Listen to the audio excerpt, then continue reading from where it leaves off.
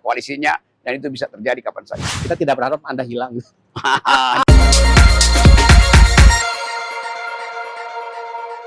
Assalamualaikum sahabat. Ini sore hari yang berbahagia bagi saya. Setelah lebih dari 2 minggu, saya berburu mencari teman ini. Dan sore hari ini benar-benar saya menemukan dia dalam keadaan sehat walafiat. Selamat sore Bung Rocky. Ya, saya tertangkap radar. Maka saya diseret ke sini.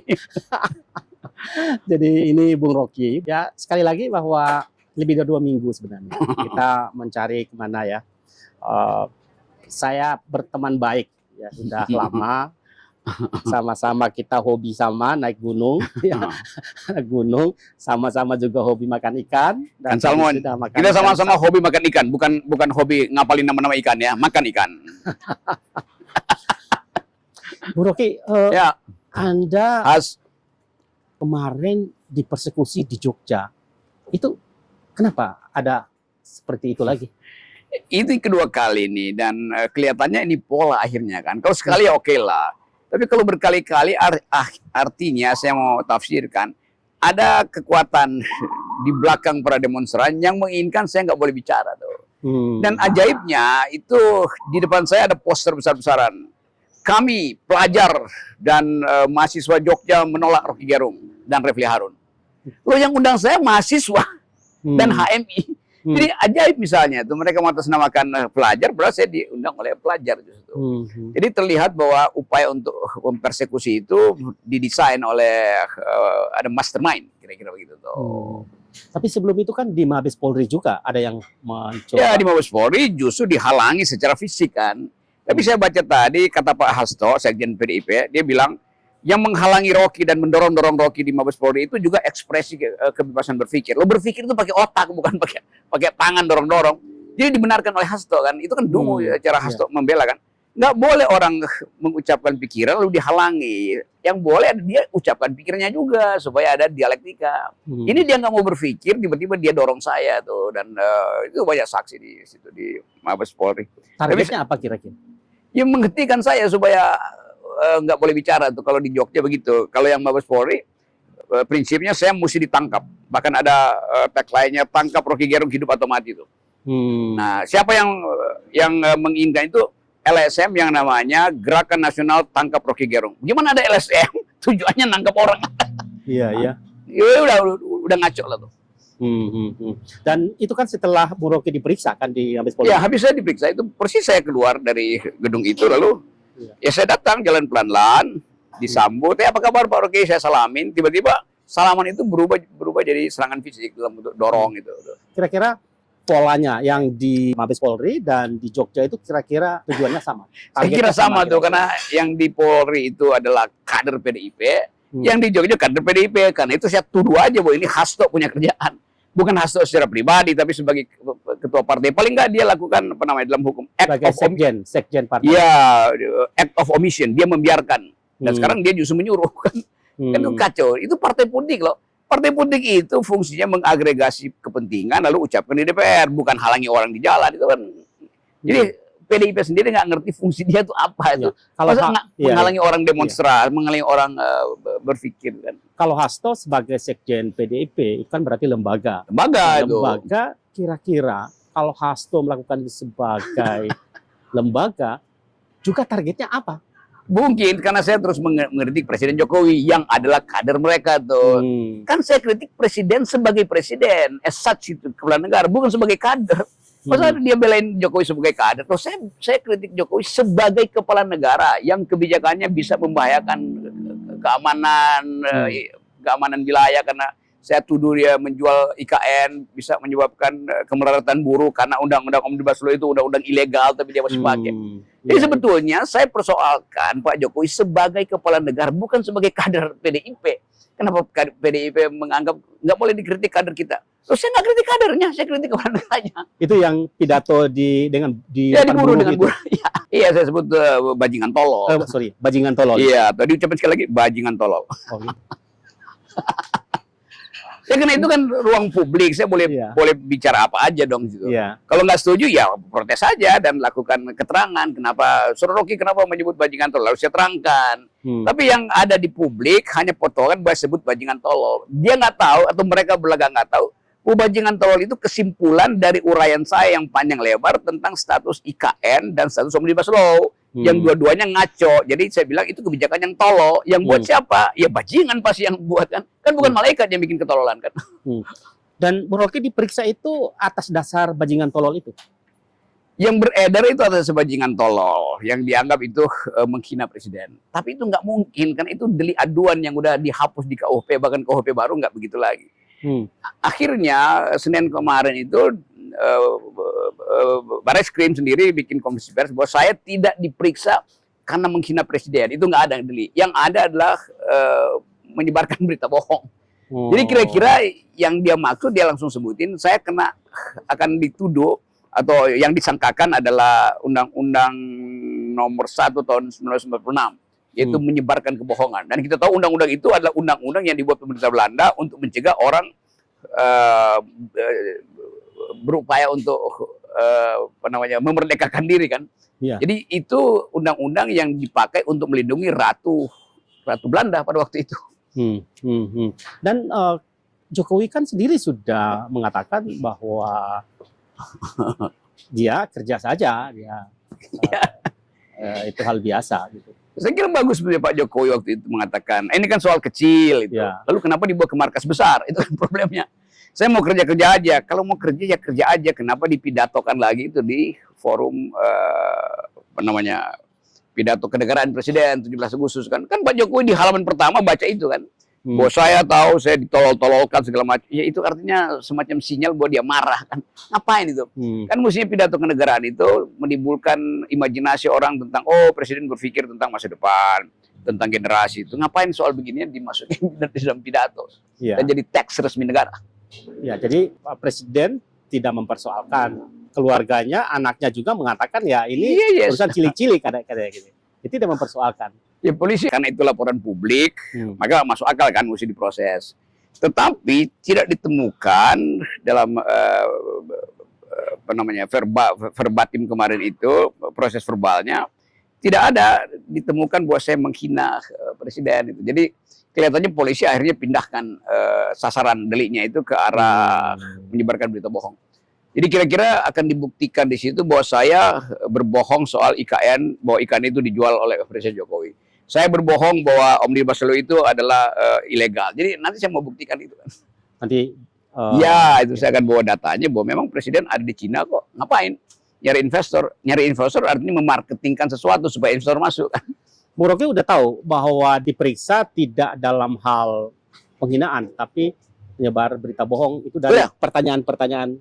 Itu setelah saya habis diperiksa, juru bicara Barreskrim, bintang 1 dia terangkan bahwa bukan disangkakan atau diperiksa dalam hubungan dengan penghinaan, tapi penyebaran berita bohong. Itu ada di pers. Berapa pertanyaan waktu itu? Kemarin ada 40-42 dan belum selesai. Masih mungkin ada separuh lagi nanti. Kira-kira akan diperiksa lagi? Iya, karena memang belum selesai. Saya minta agak cepat karena saya ada acara. Karena udah sore. Tapi besok hari Rabu tanggal 13 saya diperiksa lagi dari pagi. Hari Rabu diperiksa lagi? Ya, dia bilang kemarin baru 1/3. Jadi mungkin masih ada 2/3 lagi. Kira-kira berapa pertanyaan lagi? Iya, mungkin 100 lagi. Ya, karena Barreskrim udah memeriksa saksi faktanya 72 dan saksi ahli mungkin udah 50. Jadi dianggap saksi serius. Ahli 50? Ya. Hanya untuk ini memberikan 50 saksi ahli? Ya, karena ada 26 laporan di seluruh Indonesia, jadi disatukan. Sehingga ya terpaksa mesti dibikin lebih rumit kira-kira. Ada 26 laporan pidana? 26 laporan pidana. Ada laporan lain lagi? Ada perdata, ada 6 juga, jadi kira-kira 32. 32 laporan. Ini udah masuk rekor muri nih. Satu kasus dengan 32 laporan. Dalam beberapa hari ini Bung Rocky kan hanya tampil, ya apakah itu sembunyi-sembunyi atau tidak terlalu ingin dilihat atau tidak memenuhi banyak undangan. Tetapi dalam pandangan saya bahwa kenapa Bung Rocky ini bisa berteriak selantang ini, bisa suaranya sekeras ini. Menurut saya karena pilar-pilar demokrasi itu tidak berfungsi baik. Iya. Sehingga ya seolah-olah Bung Rocky ini berteriak sendirian. Ya, dan karena itu saya selalu bilang, ya sudahlah, beliau ini kan dalam kondisi ini adalah aset demokrasi. Kalau misalnya kita mau jadikan apa aset ini, sementara itu tadi ya, kalau kita lihat dalam struktur politik di dalam negara itu kan ada pemerintah, kemudian ada legislatif, kemudian ada juga yudikatif. Tapi ya pemerintah seperti dikritik banyak orang di media sosial, legislatif juga mirip-mirip dengan pemerintah, kemudian yudikatif juga Anda melihat dalam banyak penegakan hukum, banyak kasus peradilan di Indonesia. Dan sekarang Bung Rocky masih terus berteriak tentang hak-hak, ya, menyuarakan hak-hak publik, hak-hak rakyat Indonesia yang jumlahnya besar ini, lebih dari 270 juta orang. Bung Rocky, apakah setelah ini, atau ini juga adalah bagian dari cara untuk membungkam Anda tidak ribut lagi?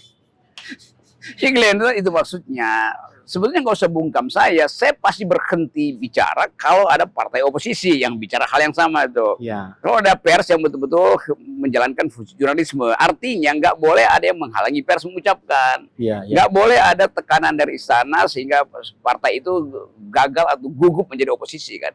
Jadi selama itu nggak ada, maka mesti ada ya sebetulnya institusi yang mengambil alih itu. Nah institusi yang nggak ada, maka saya anggap saya institusi oposisi aja kan. Tapi saya selalu percaya bahwa ini semacam percobaan di dalam demokrasi kita. Kalau pemerintah terus mengeluarkan kebijakan publik, maka setiap orang yang merasa terganggu dengan kebijakan itu, dia boleh jadi oposisi sendiri kan. Dalam bentuk kritik. Kebetulan saya latar belakang saya akademisi, maka saya pakai metodologi ilmu pengetahuan untuk mengkritik kebijakan. Dan itu dijamin oleh konstitusi. Ya, itu pasti dijamin oleh konstitusi. Ya. Dan dijamin oleh masyarakat beradab. Kan semua produk kebijakan pemerintah dia potensial untuk menghidupkan harapan atau mematikan harapan. Semua kebijakan presiden potensial untuk menjadikan rakyat bahagia atau membuat rakyat tidak bahagia. Membuat kesejahteraan atau justru menyebabkan kemiskinan. Dan itu fungsi dari sebetulnya critical citizen untuk mengevaluasi kebijakan publik. Lain kalau itu bukan tidak menyangkut nasib rakyat. Jadi semua kebijakan politik selalu mesti ditapis berdasarkan prinsip kritisisme. Itu aja kan. Ya, meskipun sudah banyak Anda katakan di luar pada waktu-waktu sebelumnya, IKN itu, mengapa Anda sebegitu konsisten mengkritik IKN?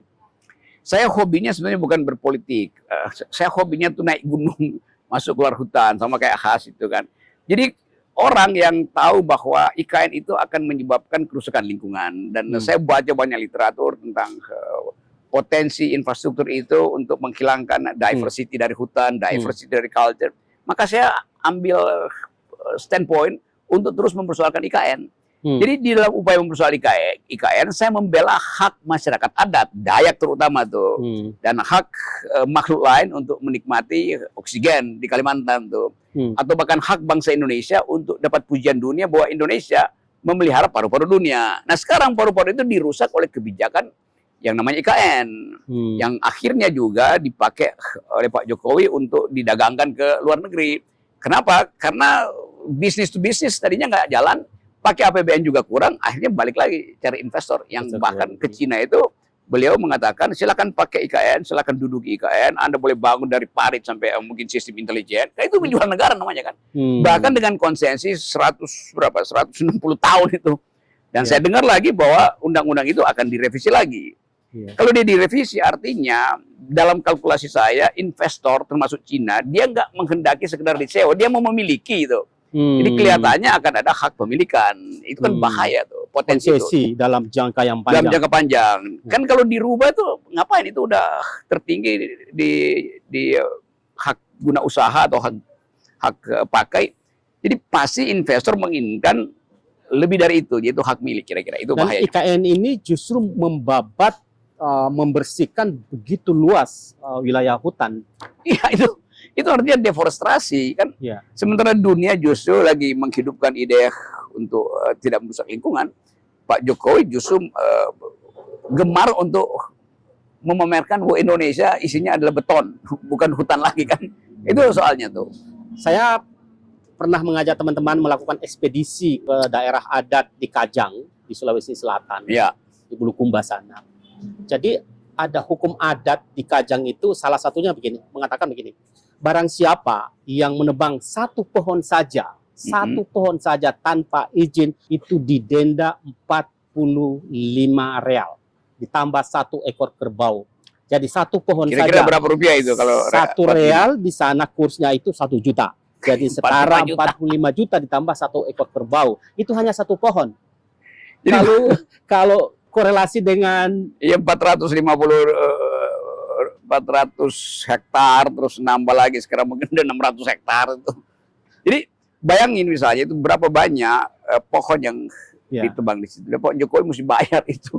Kalau kita pakai hukum adat kan. Karena hukum adat itu bukan untuk nyari keuntungan tapi untuk melindungi supaya jangan lakukan karena itu tinggi betul penaltinya kan.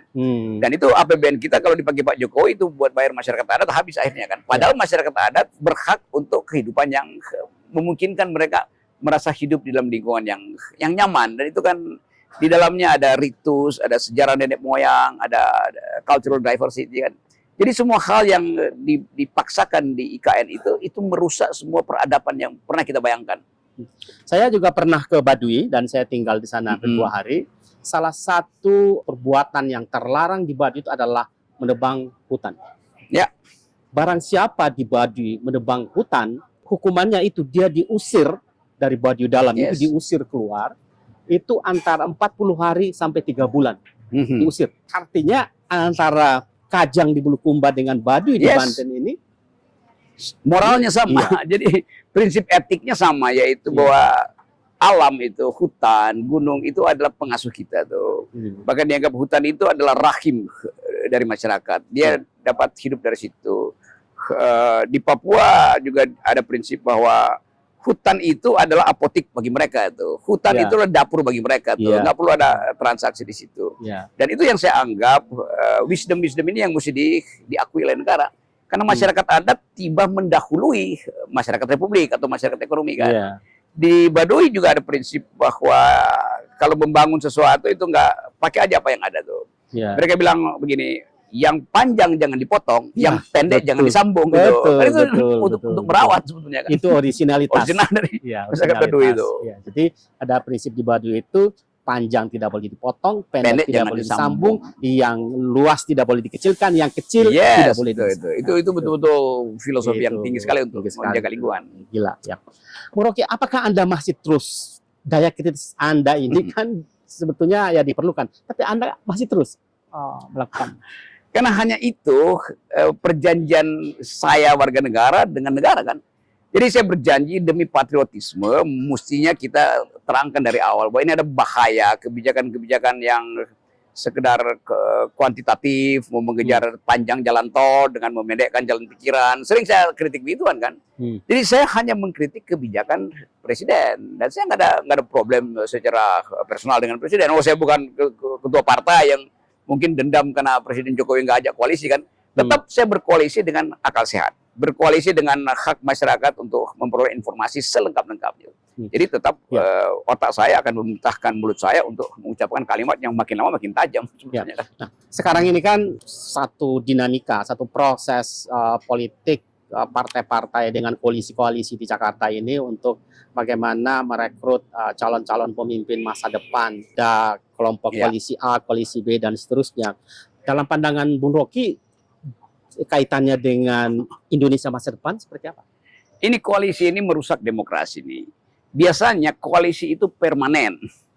Disebut koalisi karena visinya udah satu. Nah di kita ini koalisi itu tergantung mimpi presiden. Besok presiden acak-acak koalisi, ketua partai, oke, bongkar lagi koalisi. Jadi apa yang disebut koalisi kalau sifatnya pragmatis kan? Itu nggak pernah ada dalam sejarah demokrasi. Koalisi itu 2 jam kemudian berubah tuh. Jadi bukan demi koalisi sebetulnya, tapi demi demi ketakutan karena presiden masih memegang kartu-kartu sprindik segala macam. Nah itu konyolnya di situ. Tetapi yang lebih konyol lagi, saya udah 2 kali dengan teman-teman mengajukan judicial review ke Mahkamah Konstitusi supaya hilangkan 20%. pergi pada 0%, supaya nggak ada orang yang calon presiden yang terpaksa mesti ikut berkoalisi kan. Jadi yang terjadi sekarang adalah karena thresholdnya 20%, maka partai-partai kendati visinya beda berupaya koalisi itu. Kayak orang yang nggak saling mencintai tapi tiba-tiba dipaksa untuk kawin oleh hansip kan. Kan itu intinya. Jadi 20% ini sebetulnya menghina akal sehat kita. Nah, saya terangkan pada mereka, kan kalian yang ingin 20%. Nah, sekarang kalian menggali lubang kalian sendiri kan. Mengubur diri sendiri tuh dalam koalisi yang besok juga bisa berantakan. Jadi dari awal ide tentang kompetisi ini dibatalkan oleh aturan yang meminta supaya calon presiden harus 20%. Nah, itu konyol gitu. Wah, ini sistem presidensial. Thresholdnya 50+1, kalau dipilih rakyat 51%, jadi dia bukan karena ditentukan oleh koalisi. Yang memang lain kalau koalisi, bayangin bisa bagaimana PKS mau berkoalisi dengan PDIP misalnya, itu kan kacau kan. Apa namanya, matsapnya udah beda, ngapain koalisi? Iya, iya. Tadi saya bilang pemimpin masa depan seperti yang Anda harapkan itu dengan kritikan-kritikan selama ini, dengan apa yang terjadi dengan hingar-bingar hiruk-pikuk koalisi ini, ada nggak? Saya membayangkan seandainya partai-partai ini, sebut aja para pemimpin capres-wapres bisa lewati threshold 20%. Oke. Sekarang orang tuntut setelah Anda lewati persyaratan teknis itu, sekarang Anda mesti masuk pada persyaratan etis. Kan ini persyaratan teknis 20%. Secara etis, calon presiden harus ucapkan di depan visi dia tentang Indonesia masa depan apa tuh. Saya tuntut dua hal. Itu kemampuan seorang calon presiden berikut untuk menerangkan pada terutama anak-anak muda bahwa dia akan pro lingkungan. Bahwa dia akan mengupayakan satu sistem politik baru yang memungkinkan tidak ada lagi penghalangan ekspresi warga negara. Dia juga mesti mampu untuk meraba stabilitas atau potensi konflik di minimal di Indo-Pasifik kan. Jadi kemampuan itu menandakan bahwa calon presiden berikut lolos 20%, tapi dia harus diuji secara intelektual. Lolos intelektual, dia diuji juga secara moral tuh. Jadi lapisan itu yang saya lagi promosikan. Seorang calon presiden bukan sekedar lolos elektabilitas, tetapi lolos etikabilitas dan lolos intelektualitas. Di dua parameter itu yang menentukan Indonesia akan berlari cepat atau terseok-seok dengan beban ekonomi politik yang kacau. Sekarang kan muncul 3 nama yang sudah cukup lama ya, Anies, Prabowo, sama Ganjar. Ketiga tokoh ini, sekiranya nanti salah satu nanti akan terpilih, kira-kira etikabilitas yang Anda harapkan itu ada di siapa? Saya menguji misalnya, tadi saya kasih parameter soal global security itu. Kan dalam 2 tahun ke depan, eskalasi konflik di Asia Pasifik atau Indo-Pasifik itu akan berlangsung. Karena nggak mungkin misalnya Amerika itu tetap diam melihat manuver Cina di Selat Taiwan misalnya, atau di Selat Cina Selatan tuh. Tetap ada kepentingan Amerika untuk menjadikan Indonesia sebagai remote control dia untuk keamanan Indo-Pasifik kan. Jadi proxy. Dan itu akan menyebabkan calon presiden berikut harus bisa membaca konflik di depan itu bagaimana tuh. Dan Cina sekarang pertumbuhannya menurun. Itu artinya permintaan ekspor Indonesia juga akan berkurang karena Cina nggak bisa bertumbuh kan. Itu akan menimbulkan konflik baru tuh. Cina pasti akan paksa komoditas dagangnya masuk ke Indonesia. Nah, pemimpin yang akan datang dia harus bisa membaca itu tuh.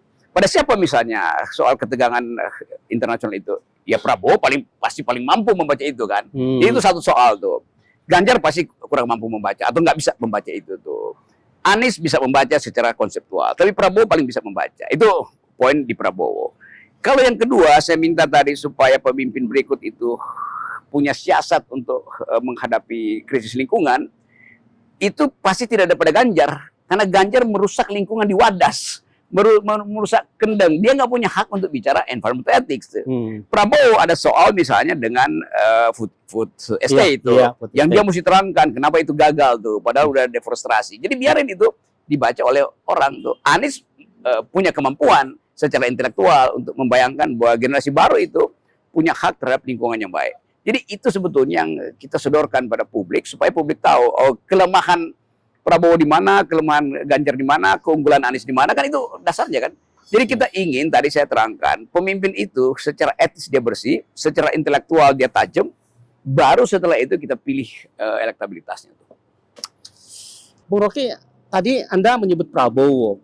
Prabowo kalau melihat secara historis yang banyak juga dipersoalkan ya, ketika dia menjadi militer aktif terutama di zaman Pak Harto, itu kan juga ada persoalan. Apakah tokoh seperti ini atau masyarakat nantinya tidak peduli dengan urusan itu lagi dan mereka melihat Prabowo ke depan itu seperti apa? Atau memang Prabowo harusnya seperti apa? Saya melihat isu HAM ini akan diucapkan kembali. Tetapi buat Gerindra itu mudah dibantah. Karena Prabowo udah pernah jadi calon wakil presiden Ibu Mega. Jadi tidak adalah hak lagi PDIP untuk mempersoalkan itu kan. Itu berarti Ibu Mega dong yang salah tuh. Juga di dalam forum internasional kan kita bayangkan dulu Pak Prabowo kalau masuk Amerika itu akan mungkin pemerintah Amerika masih permisif, tapi LSM Amerika, masyarakat sipil Amerika akan hadang di Bandara Kennedy misalnya. Nah faktanya Prabowo udah bolak-balik ke situ tuh. Jadi sebagai isu dia udah hilang sebetulnya, dan kita tinggal tunggu apalagi yang harus dibebankan pada Prabowo tuh soal hak asasi manusia.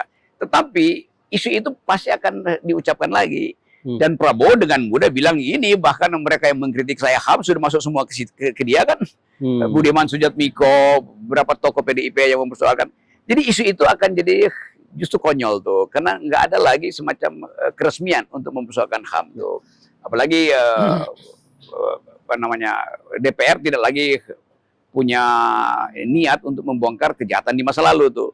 Jadi saya kira Pak Prabowo akan lolos dengan isu itu, dan isu itu mungkin akan tenggelam dengan isu lingkungan atau isu mungkin orang akan persoalin justru cara Pak Prabowo memberi keyakinan bahwa Indonesia bisa damai dan tidak terlibat di dalam konflik bersenjata di Indo-Pasifik. Ya, Bung Rocky, sejauh apa Bung Rocky mengikuti Prabowo, melihat Prabowo sampai saat ini, pemahaman Prabowo terhadap perekonomian Indonesia? Saya menganggap bahwa Prabowo punya ide tentang semacam otonomi dan berupaya untuk menciptakan sebut saja keyakinan bahwa dia bisa menyeberangkan Indonesia ke arah kemakmuran. Tetapi ada fakta yang juga dihadapi semua calon presiden. 1 minggu setelah mereka dilantik, hutang itu, bayar hutang 500 triliun nggak mungkin dinegosiasikan dalam 1 minggu kan? Kan beban hutang kita itu, bayar bunga aja 500 triliun tuh. Nah sekarang misalnya Pak Prabowo, setelah dia berkuasa, pasti ditodong untuk bayar hutang dulu oleh rejim yang baru tuh, oleh publik internasional. Itu artinya banyak hal yang mesti dia batalkan. Soal infrastruktur misalnya tuh, soal janji Pak Prabowo untuk meneruskan proyek Jokowi, kan itu mesti dibatalin kan. Jadi APBN akan jadi pengganjal utama atau jadi semacam pencegah Prabowo untuk meneruskan ide melanjutkan proyek-proyek Pak Jokowi. Jadi di dalam kampanye pasti Pak Prabowo akan katakan begitu, bahwa oke, ada kesinambungan, tetapi APBN kan nggak mungkin dipetik dari balik pohon jambu kan. Itu poinnya yang udah real tuh. Terus orang untuk naik kelas kan raportnya kan harus bagus di level ini kan, misalnya untuk dari SMP ke SMA itu kan raport SMP-nya harus bagus baru dia bisa dinyatakan naik kelas ya kan. Bagaimana Anda melihat Ganjar dalam hal ini? Apakah pengalaman dia sebagai gubernur Jawa Tengah 2 periode itu memungkinkan dia atau sudah menjadi bekal yang cukup bagi dia untuk memimpin negara yang besar ini? Satu. Yang kedua, Anies juga yang dengan bekal menjadi gubernur DKI juga sudah memungkinkan atau cukup bekal bagi dia untuk memimpin negara ini. Oke, coba kita fair membandingkan Anies dan Ganjar. Undang-undang dasar kita memberi parameter. Presiden dia harus mampu memenuhi 2 tugas konstitusi. 1, cerdaskan kehidupan bangsa. 2, pelihara fakir miskin. Hanya itu perintah presiden. Coba kita tinjau itu dari reputasi Pak Ganjar dulu. Ganjar boleh menjadi calon presiden kalau dia udah penuhi 2 tugas tadi di Jawa Tengah tuh. Saya tunjukkan fakta. Rasio kemiskinan Jawa Tengah periode Ganjar itu 9%. Rasio nasional 8%. Artinya lebih bagus nasional daripada Ganjar. Makin tinggi rasionya itu artinya makin buruk kemiskinan. DKI waktu dipimpin Anies rasio kemiskinannya adalah 7%. Hmm. Jadi dari segi itu kita lihat bahwa Ganjar itu kemiskinannya jauh di atas Anies dan bahkan masih di atas rata nasional. Kalau kita lihat data berikutnya, selama Ganjar memimpin, Jawa Tengah itu adalah provinsi termiskin di Jawa. Kan itu dasarnya kan? Yeah. Jadi sebetulnya Anies sebagai gubernur DKI lebih mampu menjamin kesejahteraan dibanding Ganjar. Anies poinnya 7, artinya rendah. Kemiskinannya, Ganjar 9, artinya tinggi. Rata-rata nasional 8. Anies 7, Ganjar 9, nasional 8, artinya Anies mensubsidi Ganjar. Kan itu dasarnya kan? Yeah. Jadi Ganjar lebih buruk sebetulnya. Nah kalau buruk ya nggak mungkin dong orang di Jawa Tengah dia buruk, kenapa dia mesti memimpin Indonesia kan Ya, gitu. karena kedua ini sama ya posisinya. Ya posisinya sama. gubernur kan. Gubernur. Jadi kita beda dengan Prabowo yang tadi. Yes, itu. Jadi kita ya. nilai itu tuh. Ya. Jadi sebetulnya kalau kita mau fair, orang mesti bilang Ganjar Anda gagal di Jawa Tengah. Sampai sekarang misalnya, soal pendidikan misalnya tuh. Pendidikan di DKI pasti bagus tuh. Tapi orang akan bilang, ya kan Anies ibu kota, itu kelas menengah. Oh iya, mengatur kelas menengah lebih rumit daripada mengatur kelas bawah tuh. Sebetulnya begitu tuh. Nah kalau kita lihat data di Jawa Tengah tuh. Data 2 tahun berturut-turut, ada kurang lebih 45 ribu anak usia SMA yang gagal masuk SMA di Jawa Tengah. Itu artinya hak pendidikan tidak bisa dilindungi oleh Ganjar.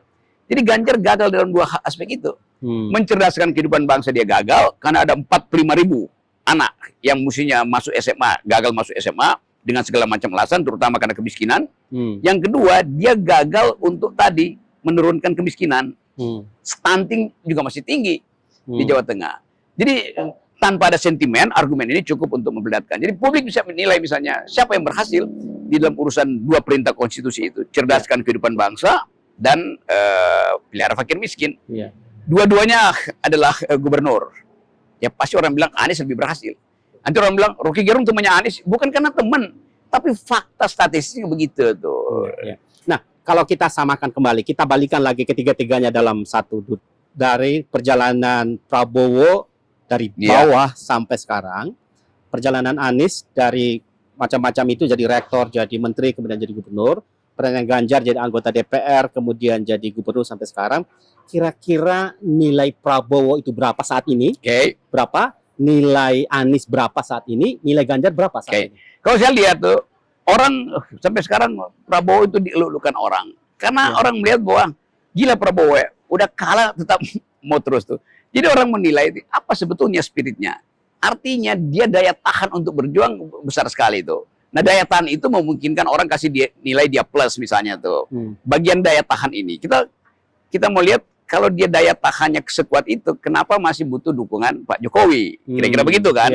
Jadi kalau sekedar daya tahan dan kita bilang oke, itu pasti 10 daya tahannya. Tapi butuh dukungan Pak Jokowi. Itu mungkin teknik pemasaran Pak Prabowo kan. Jadi kita kasih nilai 8 misalnya. Oke, lumayan lah itu. 8, Anies justru diuji sekarang karena dia berupaya untuk ditekan, tapi dia makin melompat kan. Sama kedudukannya 8 juga kan.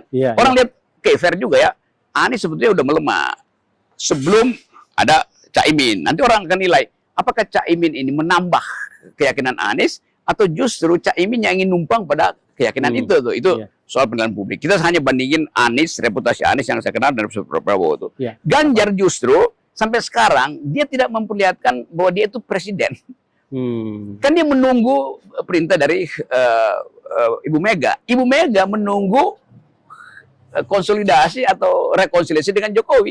Jadi Ganjar ditawan justru oleh 2 seniornya tuh. Nah orang yang ditawan nggak mungkin punya mental memimpin. Itu dasarnya kan. Nilainya berapa? Ya kalau saya bilang nilainya 2 ya mungkin terlalu bagus ya. Jadi mungkin 1 tuh. Tetapi kan dasarnya begitu kan. Pemimpin itu dia mesti berani. Prabowo mengambil resiko. Kalah melulu tapi dia maju terus. Anies ditekan dia melenting naik itu.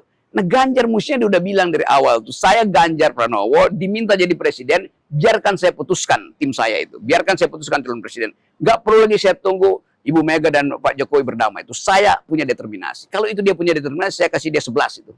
Tapi sampai sekarang nggak ada determinasi itu tuh. Sahabat, Saya sengaja buat nilai ini, mungkin nanti nilainya berubah, mungkin Ya, bisa sebulan lagi berubah tuh. Kalau Ganjar Karena bisa ini jago ya oke. Ya, saat ini penilaian seperti itu. Nanti saya tanya lagi ke orang-orang hebat yang lain berapa nilai dari ketiga orang ini saat ini, dan mungkin sebulan yang akan datang lagi atau pada saat nanti lagi. Bisa saja naik, bisa juga Bisa, turun. bisa. Ya, turun. Hatur nuhun, Bung Rocky. Oke, Sudah atur nuhun. ini Ya, saya dan- senang diuji oleh radar itu. Karena radar Bogor itu radarnya betul-betul masuk sampai ke wilayah pikiran yang absurd, yaitu memberi nilai orang hari ini. Tetapi kita butuh itu tuh. Yang kita nilai sekarang adalah apa yang terjadi saat ini. Mungkin 2 hari lagi berbeda, tiba-tiba misalnya Ibu Mega menganggap ya Ganjar kurang, balik kepada Puan. Lain lagi kita hitung tuh. Tiba-tiba Pak Prabowo mungkin menganggap oke, dia mesti rubah komposisi koalisinya, dan itu bisa terjadi kapan saja. Tetapi yang nggak boleh berhenti, kita pastikan adalah kejujuran kita untuk menilai calon presiden kita ke depan.